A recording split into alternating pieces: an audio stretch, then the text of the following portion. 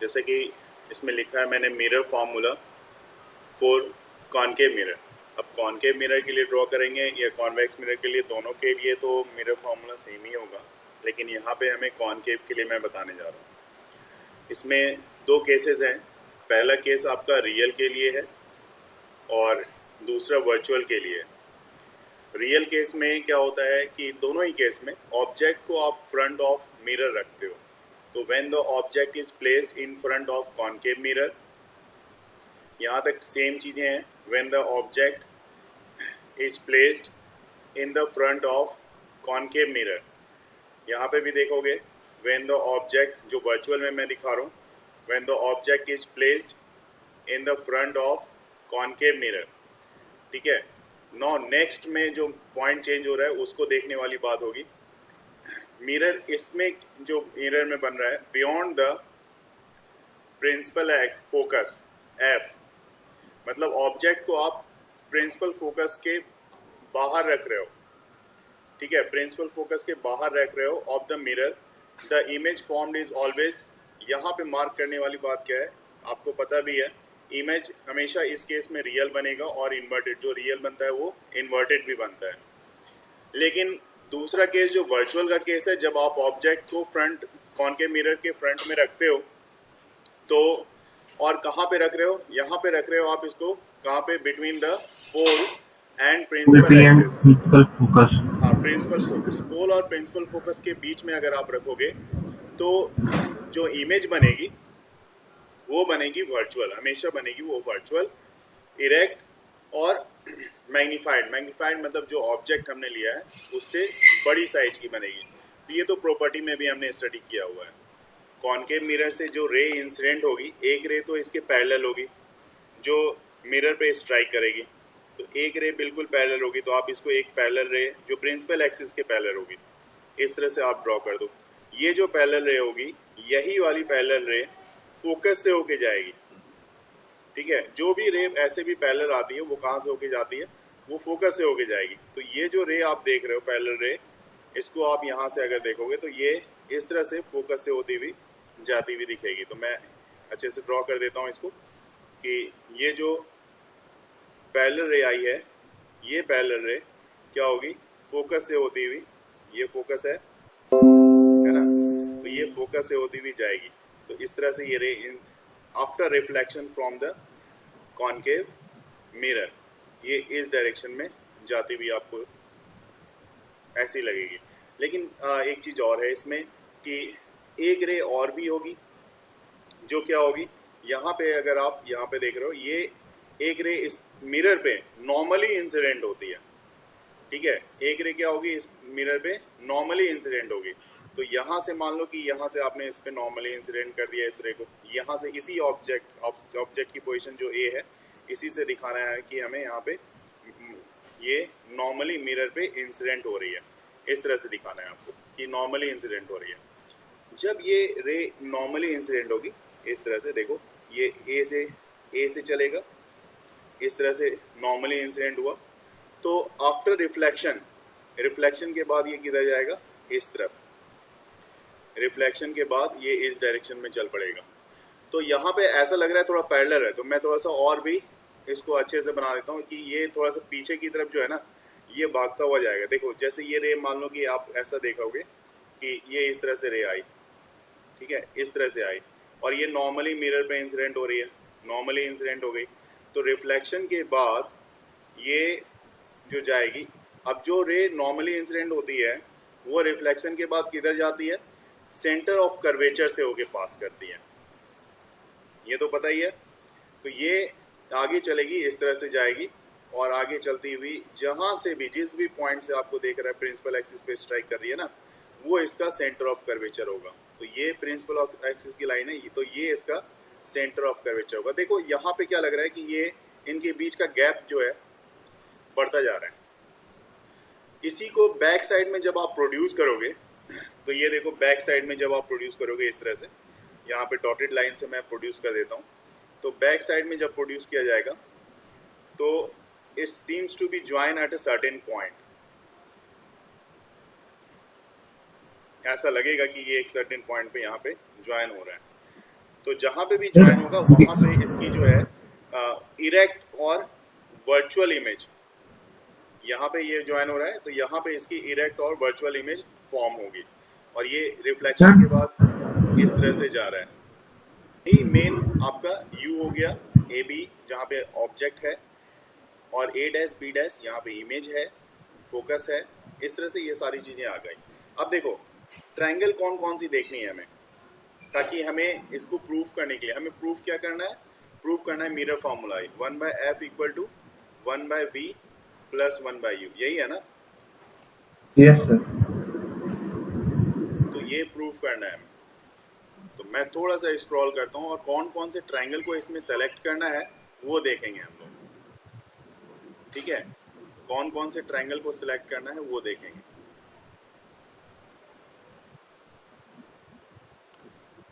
देखिए triangle A B C, ध्यान से देखना, ए बी और सी यहाँ पे लिया हुआ है हमने। ट्रायंगल ए बी सी और ट्रायंगल कौन सा है, A dash B dash C, बड़ा वाला। एंड दोनों ट्रायंगल क्या होगा, दोनों ट्रायंगल सिमिलर ट्रायंगल होगा। Triangle A dash B dash C अगर दोनों ही सिमिलर ट्रायंगल है तो ऐसी हाल में दोनों की हाइट, दोनों का बेस, मतलब सब कुछ जो हाइट और बेस और एंगल सब सेम हो। तीन चीज क्या देखते हो, दो चीज देखते हो ना, एंगल को देखो तो एंगल तो दोनों में कॉमन है, बड़े वाले में ये वाला एंगल कॉमन है। ये इसकी हाइट की रेशियो, मतलब हाइट की रेशियो कहने का मतलब क्या है, इसकी हाइट ए बी, यहाँ पे मैं लिख देता हूँ ए बी अपॉन इसकी हाइट, इमेज की height A dash B dash, this one is equal to इसका बेस बी सी या सी बी जो भी लिखो और इसका बेस सी बी डैश, ये दोनों इक्वल होंगे, इसकी रेशियो क्या होगी, इक्वल होगी। ठीक है, अब फिर से एक ट्रायंगल और ले लो। अभी देखो कौन सा ट्रायंगल लेना है, देखो बताओ ट्रायंगल यहाँ पे देखो ए बी पी। अब इस ट्रायंगल में लेकिन यहाँ पे मेरे को ड्रॉ करना पड़ेगा, फिर से रे डायग्राम ड्रॉ करना पड़ेगा इसके लिए। तो चलो मैं रे डायग्राम इसके ए बी पी कैसे सर? अभी मैं दिखा रहा हूँ अच्छा अच्छा, हाँ सर, वो लाइन ड्रॉ करनी पड़ेगी। हाँ एक रे में और यहाँ पे ड्रॉ कर देता हूँ, ठीक है ना, उसके बाद क्लियर होगा। मान लो ए से एक रे आ रही है और ये रे जाएगी ए से पी की तरफ, इस तरह से आएगी और आफ्टर रिफ्लेक्शन ये इस डायरेक्शन में चल गई, ऐसी चलेगी। ठीक है, तो अब आपके पास ए बी पी एक ट्रायंगल तो हो गया, ए बी पी है ना, और देखो ए डैश बी डैश पी, क्योंकि यहाँ पे इसको क्या करोगे, ये जब लाइन जो ये देखा ना आपने, इसको जब डॉटेड लाइन से पीछे की तरफ बढ़ाओगे तो ये भी ऐसा लगेगा कि ए डैश से भी आता हुआ ये फील होगा। ठीक है, तो इसके इस हाल में भी ए बी पी जो ट्रायंगल है वो किसके इक्वल होगा, सिमिलर होगा, ए डैश बी डैश पी के। पी डैश, तो ए डैश बी डैश पी दोनों ही सिमिलर ट्रायंगल हो गए। ठीक है, अब इसमें भी रेशियो देखना है तो ले लो A B by A dash B dash, this one is equal to इसका देखो बी पी या पी बी जो भी लिख लो, P B by P B dash. अब दो ट्रायंगल हैं आपके पास, एक ट्रायंगल ये हो गया, एक ट्रायंगल का रेशियो ये हो गया और दूसरे ट्रायंगल का भी रेशियो हो गया ये वाला। ठीक है, इसमें दोनों में इसको 1 मान लिया मैंने, इसको 2 मान लिया। दोनों की हमें क्या देखनी है, दोनों का LHS साइड देखो, इसका LHS साइड देखो और इसका LHS साइड देखो, सेम है ना, LHS दोनों का इक्वल है ना। Yes sir. तो अगर LHS दोनों का इक्वल है तो आप देखो यहाँ पे कि क्या करोगे, दोनों का LHS, तो इसका LHS और इसका LHS इक्वल है तो RHS दोनों को इक्वेट कर लो। RHS इक्वेट करोगे तो मतलब आप क्या करोगे, दिस वन ये वाला पोर्शन फर्स्ट का और सेकंड का ये वाला पोर्शन, इस दोनों को इक्वेट करना है। तो ये लिख दो आप C B upon C B dash, क्योंकि अब जो पोर्शन हमारा है सिर्फ कैलकुलेशन का पार्ट है। P B by P B dash, ठीक है। थोड़ा सा ऊपर की तरफ स्क्रॉल करते हैं और कैलकुलेशन ही करना है, जो डायग्राम देखना है डायग्राम में वो लिख लेंगे। तो देखो सी बी फिगर से हमें देखना भी पड़ेगा कि क्या है, कहाँ पे है, तो वो वैल्यू भी यहाँ पे देखना पड़ेगा। देखो यहाँ से सी से लेके बी तक का डिस्टेंस, हर किसी का मेजरमेंट कहाँ से होता है, तो पोल से होता है। तो अगर मैं यहाँ पे कहूँ कि सी बी हमारे लिए क्या है, तो यहाँ पे बताना पड़ेगा कि सी बी इक्वल टू क्या लिखोगे, सी बी इक्वल टू, इसमें देखो पी से P C minus P B. Sir R minus U. हाँ अभी वो लिख लूंगा मैं, इसको पहले इस फॉर्म में लिख लेते हैं, P C minus P B, ठीक है।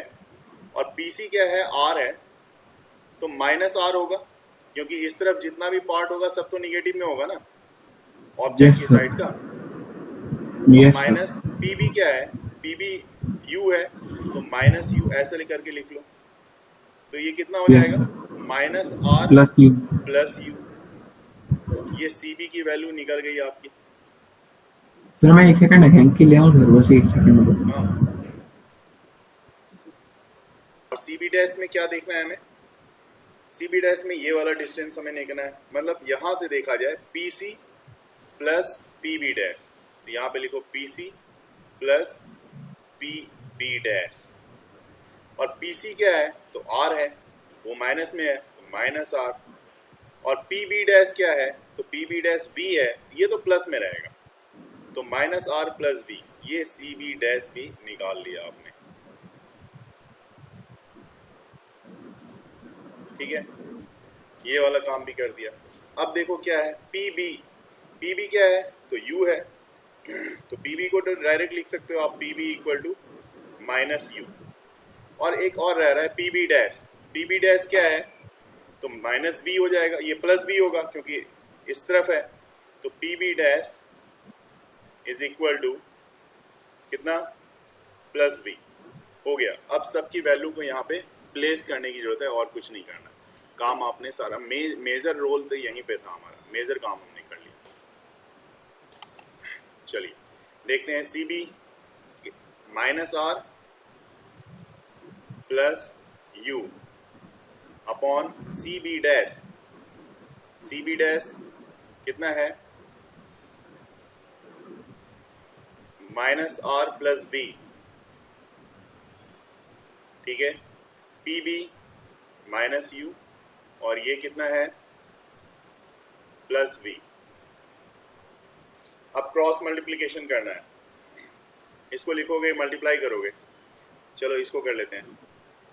माइनस ये प्लस बी है, इसको R minus R plus U से मल्टीप्लाई करना है, और दूसरा जो है माइनस यू को माइनस आर प्लस बी से मल्टीप्लाई करके देखो, ये हो गया माइनस बी आर, ठीक है।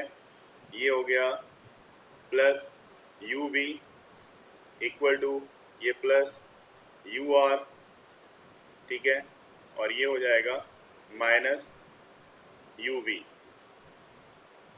ये भी आ गया।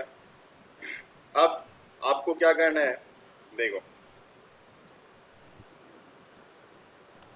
ये यू वी जो है ना, दो बार ये यू वी माइनस में है, यू वी प्लस में है, एक तरफ आ जाएगा अगर, तो ये अगर इसको आप इधर लेके आ जाओ इक्वल के, तो 2uv हो जाएगा।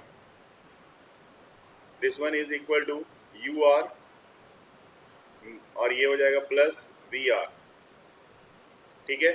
इतना तो आ रहा होगा, क्लियर है, यहाँ तक कैलकुलेशन में कोई दिक्कत नहीं है। अब दोनों ही तरफ देखो, यहाँ पे लिख रहा हूँ मैं, डिवाइडिंग बोथ साइड,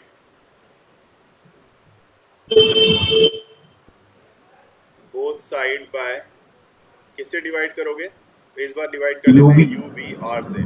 नॉर्मली बहुत सारा कैलकुलेशन जब हम लोग इस तरह का करते हैं तो यहाँ पे यू वी एफ से करते हैं, यहाँ पे मैं यू वी आर से कर रहा हूँ, तो कोई फर्क नहीं पड़ता, यू वी आर से कर लो, यू वी एफ से कर लो, तो लास्ट में हमारे पास क्या आएगा, देखो इसको अगर डिवाइड करोगे दोनों, यूवीआर यूवीएफ बाई 2 होता है सर। हाँ देखा, अभी यूवी 2एफ, ये हो जाएगा 1/v, देखो प्लस 1/u इक्वल टू ये Yes. रह जाएगा 2/r। सही है।